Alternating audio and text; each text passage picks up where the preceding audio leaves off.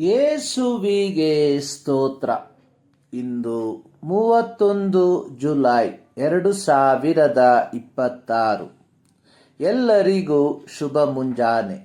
ಈ ದಿನದ ಧ್ಯಾನ ಭಾಗ ಇಬ್ರಿಯರಿಗೆ ಬರೆದ ಪತ್ರಿಕೆ 8ನೇ ಅಧ್ಯಾಯ 7ರಿಂದ 13 ವಾಕ್ಯ. 7 ಮತ್ತು 13ನೇ ವಾಕ್ಯವನ್ನು ಓದಿ ಕೇಳುವ.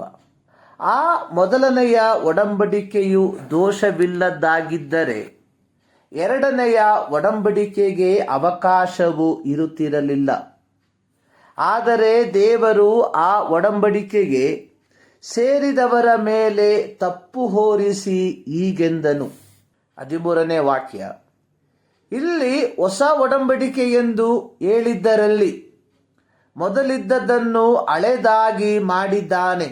ಆದರೆ ಹಳೆದಾಗುತ್ತಾ ಮುದಿಯಾಗುವಂತಕ್ಕೆ ಅಂತ್ಯವು ಸಮೀಪವಾಗಿದೆ.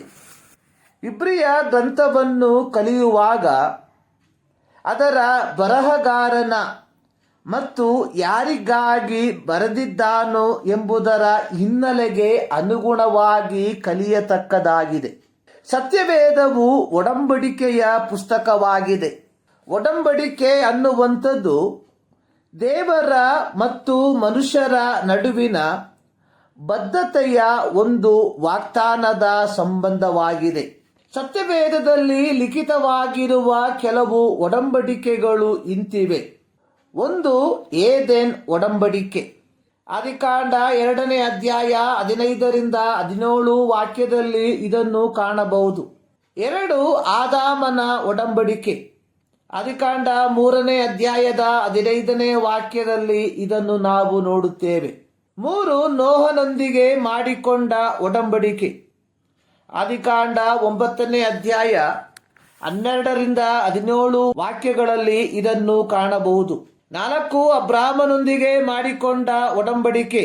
ಆದಿಕಾಂಡ 15ನೇ ಅಧ್ಯಾಯ 1ರಿಂದ 2 ವಾಕ್ಯಗಳಲ್ಲಿ ಇದನ್ನು ನೋಡುತ್ತೇವೆ. 5 ಮೋಶೆಯ ಒಡಂಬಡಿಕೆ. ವಿಮೋಚನಕಾಂಡ 19ನೇ ಅಧ್ಯಾಯದಿಂದ 24 ಅಧ್ಯಾಯಗಳಲ್ಲಿ ಇದನ್ನು ಕಾಣಬಹುದು. 6ನೇದಾಗಿ ದಾವೀದನ ಒಡಂಬಡಿಕೆ. 2 ಸಮುವೇಲ 7ನೇ ಅಧ್ಯಾಯದ 16ನೇ ವಾಕ್ಯದಲ್ಲಿ ಇದನ್ನು ಕಾಣುತ್ತೇವೆ. ಈ ಒಡಂಬಡಿಕೆಗಳು ಚಾಲ್ತಿಯಲ್ಲಿರುವ ಕಾಲದಲ್ಲಿಯೇ, ಅಂದರೆ ಯಹೂದ ಸಾಮ್ರಾಜ್ಯವು ಬಾಬೇಲಿಗೆ ಸೆರೆ ಒಯ್ಯುತ್ತಿರುವ ಕಾಲದಲ್ಲಿ, ಅಂದರೆ BC 600ರಿಂದ BC 595 ಕಾಲಘಟ್ಟಗಳಲ್ಲಿ ಯೆಹೋವನು ಪ್ರವಾದಿಯಾದ ಯೆರೆಮೀಯನ ಮೂಲಕ ಇಸ್ರಾಯೇಲ್ ವಂಶದವರೊಂದಿಗೆ ಹಾಗೂ ಯಹೂದ ವಂಶದವರೊಂದಿಗೆ ಹೊಸದಾಗಿರುವ ಒಂದು ಒಡಂಬಡಿಕೆಯನ್ನು ಮಾಡಿಕೊಳ್ಳುವುದರ ಕುರಿತಾಗಿ ಮುಂತಿಳಿಸಿರುವಂಥದ್ದನ್ನು ನೋಡುತ್ತೇವೆ. ಈ ಹೊಸದಾಗಿ ಮಾಡಿಕೊಳ್ಳಲಿರುವ ಒಡಂಬಡಿಕೆಯ ಕುರಿತಾಗಿ ಯೆಹೋವನು ಹೇಳುವಂಥದ್ದು, ಯೆಹೋವನು ಇಂತೆನ್ನುತ್ತಾನೆ, ಆ ದಿನಗಳು ಬಂದ ಮೇಲೆ ನಾನು ಇಸ್ರಾಯೇಲ್ ವಂಶದವರೊಂದಿಗೆ ಮಾಡಿಕೊಳ್ಳುವ ಒಡಂಬಡಿಕೆಯು ಹೀಗಿರುವುದು. ನನ್ನ ಧರ್ಮೋಪದೇಶವನ್ನು ಅವರ ಅಂತರಂಗದಲ್ಲಿ ಇಡುವೆನು, ಅವರ ಹೃದಯದೊಳಗೆ ಅದನ್ನು ಬರೆಯುವೆನು. ನಾನು ಅವರಿಗೆ ದೇವರಾಗಿರುವೆನು, ಅವರು ನನಗೆ ಪ್ರಜೆಗಳಾಗಿರುವರು. ನೆರೆಹೊರೆಯವರು ಅಣ್ಣ ತಮ್ಮಂದಿರು ಒಬ್ಬರಿಗೊಬ್ಬರು ಯೆಹೋವನ ಜ್ಞಾನವನ್ನು ಪಡೆಯಿರಿ ಎಂದು ಇನ್ನು ಮೇಲೆ ಬೋಧಿಸಬೇಕಾಗಿರುವುದಿಲ್ಲ. ಚಿಕ್ಕವರು ಮೊದಲುಗೊಂಡು ದೊಡ್ಡವರ ತನಕ ಎಲ್ಲರೂ ನನ್ನ ಜ್ಞಾನವನ್ನು ಪಡೆದಿರುವರು. ನಾನು ಅವರ ಅಪರಾಧಗಳನ್ನು ಕ್ಷಮಿಸಿ ಅವರ ಪಾಪಗಳನ್ನು ನನ್ನ ನೆನಪಿಗೆ ಎಂದಿಗೂ ತರುವುದಿಲ್ಲ. ಇದು ಯೆಹೋವನ ನುಡಿ. ಯೆರೆಮೀಯನ ಪ್ರವಾದನ ಗ್ರಂಥ 31ನೇ ಅಧ್ಯಾಯ 33ರಿಂದ 34 ವಾಕ್ಯ. ಇಬ್ರಿಯ ಗ್ರಂಥಕರ್ತವು ಇಬ್ರಿಯ ಪತ್ರಿಕೆ 8ನೇ ಅಧ್ಯಾಯದ 8ರಿಂದ 12 ವಾಕ್ಯದ ತನಕ ಯೆರೆಮೀಯನ ಪ್ರವಾದನ ಗ್ರಂಥದ ಈ ವಾಕ್ಯವನ್ನು ಉದ್ಧರಿಸಿ ಬರೆದಿರುವಂಥದ್ದನ್ನು ನಾವು ಕಾಣುತ್ತೇವೆ. ಸೀನಾಯಿ ಪರ್ವತದಲ್ಲಿ ಮೋಶೆಯ ಮಧ್ಯಸ್ಥಿಕೆಯಲ್ಲಿ ಮಾಡಿಕೊಂಡ ಒಡಂಬಡಿಕೆಯು ಷರತ್ತುಬದ್ಧವಾದ ಒಡಂಬಡಿಕೆಯಾಗಿದ್ದು, ಆ ಷರತ್ತುಬದ್ಧ ಒಡಂಬಡಿಕೆಯನ್ನು ಪಾಲಿಸುವುದರಲ್ಲಿ ಇಸ್ರಾಯೇಲಿಯರು ಸೋತು ಹೋದರು. ಇದರ ಫಲವಾಗಿ ಇಸ್ರಾಯೇಲ್ ಸಾಮ್ರಾಜ್ಯ BC 722ರಲ್ಲಿ ಅಶ್ಶೂರ್ಯರಿಂದ ಆಕ್ರಮಿಸಲ್ಪಟ್ಟು ಸೆರೆಯಾಗಿ ಒಯ್ಯಲ್ಪಟ್ಟರು. ನಂತರ BC 586ರಲ್ಲಿ ಯಹೂದ ಸಾಮ್ರಾಜ್ಯ ಬಾಬೇಲರಿಂದ ಆಕ್ರಮಿಸಲ್ಪಟ್ಟು ಬಾಬೇಲಿಗೆ ಸೆರೆಯಾಗಿ ಒಯ್ಯಲ್ಪಟ್ಟರು. ಯೆಹೋವನು ಮಾಡಿಕೊಂಡ ಪ್ರತಿಯೊಂದು ಒಡಂಬಡಿಕೆಯು ಇಸ್ರಾಯೇಲರೊಂದಿಗೆ ಮಾತ್ರವಾಗಿತ್ತು.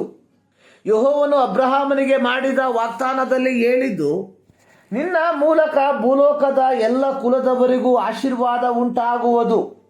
ಈ ವಾಕ್ಯಾನುಸಾರವಾಗಿ ಯೆಹೂದ್ಯರಲ್ಲದ ಇತರೆ ಜನಾಂಗದವರು ಯೆಹೋವನು ಇಸ್ರಾಯೇಲರೊಂದಿಗೆ ಮಾಡಿಕೊಂಡ ಒಡಂಬಡಿಕೆಯ ಫಲಾನುಭವಿಗಳಾದರು ಅಷ್ಟೇ. ಪೌಲನು ರೋಮಾಪುರದಲ್ಲಿರುವ ದೇವಜನರಿಗೆ ಬರೆದಿರುವಂಥದ್ದು, ಇಸ್ರಾಯೇಲಿಯರಲ್ಲಿ ಒಂದು ಪಾಲು ಜನರಿಗೆ ಉಂಟಾದ ಮೊಂಡತನವು ಯಾವಾಗಲೂ ಇರದೆ ಅನ್ಯ ಜನಗಳ ಸಮುದಾಯವು ದೇವರ ರಾಜ್ಯದಲ್ಲಿ ಸೇರುವ ತನಕ ಮಾತ್ರ ಇರುವುದು.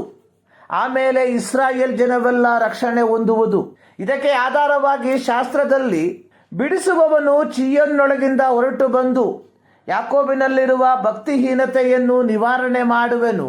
ನಾನು ಅವರ ಸಂಗಡ ಮಾಡಿಕೊಂಡ ಈ ಒಡಂಬಡಿಕೆಯು ನಾನು ಅವರ ಪಾಪಗಳನ್ನು ಪರಿಹರಿಸುವಾಗ ನೆರವೇರುವುದು. ರೋಮಾಪತ್ರಿಕೆ 11ನೇ ಅಧ್ಯಾಯದ 25ರಿಂದ 27 ವಾಕ್ಯ. ಈ ಭಾಗದಲ್ಲಿ ಪೌಲನು ಯೆರೆಮೀಯನ ಪ್ರವಾದನ ಗ್ರಂಥ 31ನೇ ಅಧ್ಯಾಯದ 31ರಿಂದ 34 ವಾಕ್ಯಗಳ ಭಾಗವನ್ನು ಉದ್ಧರಿಸಿರುವಂಥದ್ದನ್ನು ನಾವು ನೋಡುತ್ತೇವೆ. ಹೀಗಿರಲಾಗಿ ಪ್ರೀತಿಯ ದೇವಜನರೇ, ಸರ್ವಶಕ್ತನಾದ ದೇವರು ಇಸ್ರಾಯೇಲರೊಂದಿಗೆ ಮಾಡಿಕೊಂಡ ಆ ಒಡಂಬಡಿಕೆಯ ಫಲಾನುಭವಿಗಳಾಗಿರುವ ನಾವುಗಳು ಸಹ ಯೆಹೋವನು ಆದಾಮನೊಂದಿಗೆ ಮಾಡಿಕೊಂಡ ಒಡಂಬಡಿಕೆಗೆ ಅನುಸಾರವಾಗಿ ಈಕೆಯ ಸಂತಾನವು ನಿನ್ನ ತಲೆಯನ್ನು ಚಚ್ಚುವುದು ಎಂಬುದಾಗಿ, ಅದಕ್ಕನುಸಾರವಾಗಿ ಯೇಸು ಕ್ರಿಸ್ತನ ಮೂಲಕ ಪಾಪ ಕ್ಷಮಾಪಣೆಯನ್ನು ಪಡೆದುಕೊಂಡಿರುವ ನಾವುಗಳು ದೇವರ ಮಕ್ಕಳಾಗಿರಲಾಗಿ ಆ ಬಾಧ್ಯತೆಗೆ ಅನುಗುಣವಾಗಿ ನಮ್ಮ ಜೀವಿತವನ್ನು ಜೀವಿಸುವಂಥವರಾಗಿರುವ ಈ ಮುಂಜಾನೆಯಲ್ಲಿ ಸರ್ವಶಕ್ತನಾದ ದೇವರು ಈ ಅಧ್ಯಯನದ ಮೂಲಕ ನಿಮ್ಮನ್ನು ಧಾರಾಳವಾಗಿ ಆಶೀರ್ವದಿಸಲಿ.